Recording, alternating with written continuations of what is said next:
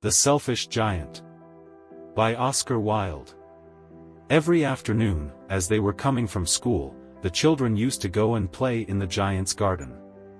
It was a large lovely garden, with soft green grass.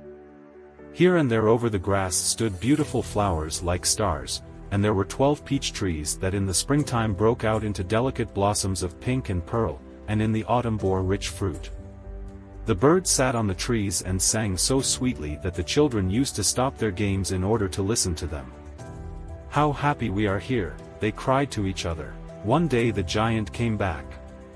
He had been to visit his friend the Cornish ogre, and had stayed with him for 7 years. After the 7 years were over he had said all that he had to say, for his conversation was limited, and he determined to return to his own castle. When he arrived he saw the children playing in the garden. "What are you doing here?" he cried in a very gruff voice, and the children ran away. "My own garden is my own garden," said the giant, "anyone can understand that, and I will allow nobody to play in it but myself." So he built a high wall all round it, and put up a notice board. "Trespassers will be prosecuted." He was a very selfish giant. The poor children had now nowhere to play.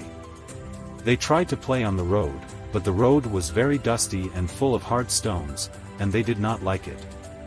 They used to wander round the high wall when their lessons were over, and talk about the beautiful garden inside. "How happy we were there," they said to each other.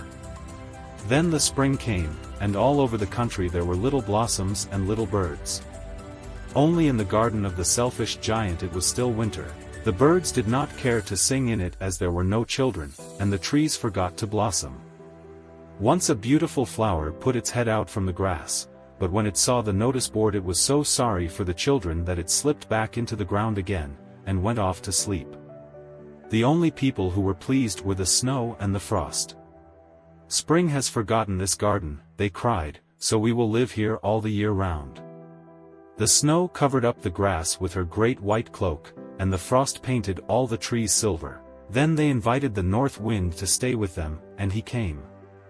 He was wrapped in furs, and he roared all day about the garden, and blew the chimney pots down. "This is a delightful spot," he said, "we must ask the hail on a visit." So the hail came. Every day for 3 hours he rattled on the roof of the castle till he broke most of the slates, and then he ran round and round the garden as fast as he could go. He was dressed in grey, and his breath was like ice. "I cannot understand why the spring is so late in coming," said the selfish giant, as he sat at the window and looked out at his cold white garden. "I hope there will be a change in the weather." But the spring never came, nor the summer. The autumn gave golden fruit to every garden, but to the giant's garden she gave none. "He is too selfish," she said. So it was always winter there, and the north wind, and the hail, and the frost, and the snow danced about through the trees. One morning the giant was lying awake in bed when he heard some lovely music.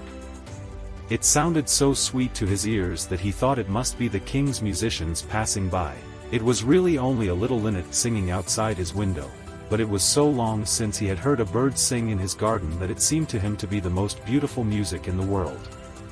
Then the hail stopped dancing over his head, and the north wind ceased roaring, and a delicious perfume came to him through the open casement. "I believe the spring has come at last," said the giant, and he jumped out of bed and looked out. What did he see? He saw a most wonderful sight. Through a little hole in the wall the children had crept in, and they were sitting in the branches of the trees. In every tree that he could see there was a little child. And the trees were so glad to have the children back again that they had covered themselves with blossoms, and were waving their arms gently above the children's heads. The birds were flying about and twittering with delight, and the flowers were looking up through the green grass and laughing. It was a lovely scene, only in one corner it was still winter. It was the farthest corner of the garden, and in it was standing a little boy. He was so small that he could not reach up to the branches of the tree, and he was wandering all round it, crying bitterly. The poor tree was still quite covered with frost and snow, and the north wind was blowing and roaring above it. "Climb up," "Little boy," said the tree, and it bent its branches down as low as it could, but the boy was too tiny. And the giant's heart melted as he looked out. "How selfish I have been," he said, "now I know why the spring would not come here. I will put that poor little boy on the top of the tree, and then I will knock down the wall, and my garden shall be the children's playground forever and ever." He was really very sorry for what he had done.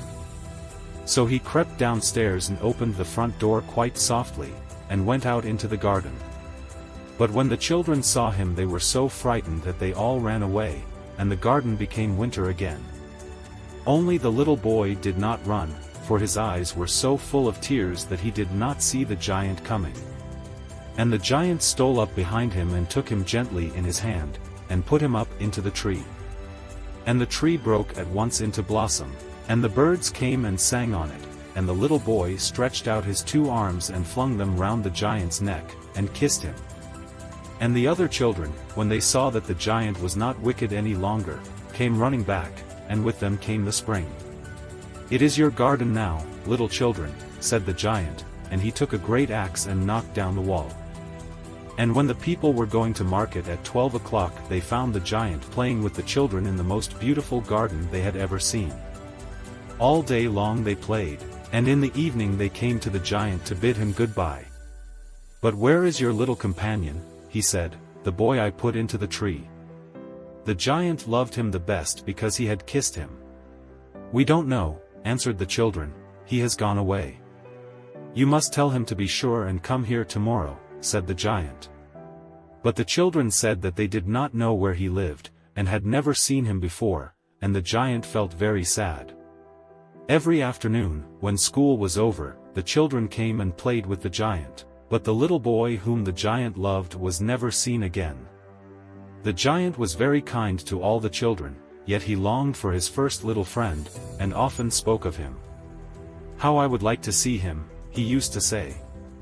Years went over, and the giant grew very old and feeble. He could not play about any more, so he sat in a huge armchair, and watched the children at their games, and admired his garden. "I have many beautiful flowers," he said, "but the children are the most beautiful flowers of all." One winter morning he looked out of his window as he was dressing.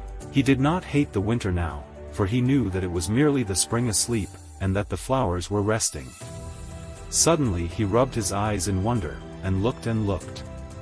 It certainly was a marvelous sight. In the farthest corner of the garden was a tree quite covered with lovely white blossoms. Its branches were all golden, and silver fruit hung down from them, and underneath it stood the little boy he had loved. Downstairs ran the giant in great joy, and out into the garden. He hastened across the grass, and came near to the child, and when he came quite close his face grew red with anger, and he said, "Who hath dared to wound thee?" For on the palms of the child's hands were the prints of 2 nails, and the prints of 2 nails were on the little feet. "Who hath dared to wound thee?" cried the giant, "tell me, that I may take my big sword and slay him." "Nay," answered the child, "but these are the wounds of love." "Who art thou?" said the giant, and a strange awe fell on him, and he knelt before the little child. And the child smiled on the giant, and said to him, "You let me play once in your garden. Today you shall come with me to my garden, which is paradise." And when the children ran in that afternoon, they found the giant lying dead under the tree, all covered with white blossoms.